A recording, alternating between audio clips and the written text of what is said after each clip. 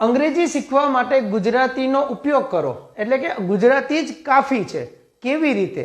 એના માટે તમારે ગુજરાતીના ટ્રેક ઉપર વિધાઉટ બ્રેક ચાલવું પડે.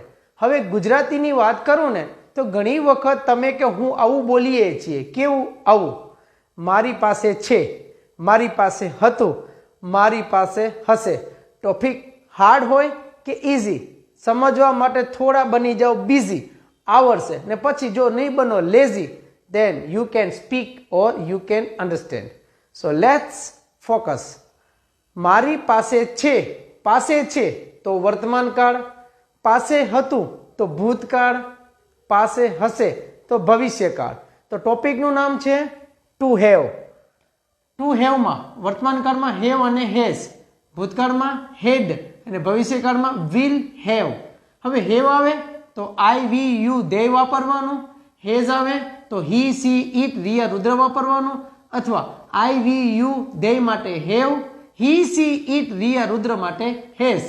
બાકી હેડ સાથે બંને, વિલ સાથે પણ બંને ચાલશે. તો ગુજરાતીનું ઇંગ્લિશ શીખવા માટે તમારા વાક્યની અંદર એક જ શબ્દ ખાસ હોવો જોઈએ, પાસે.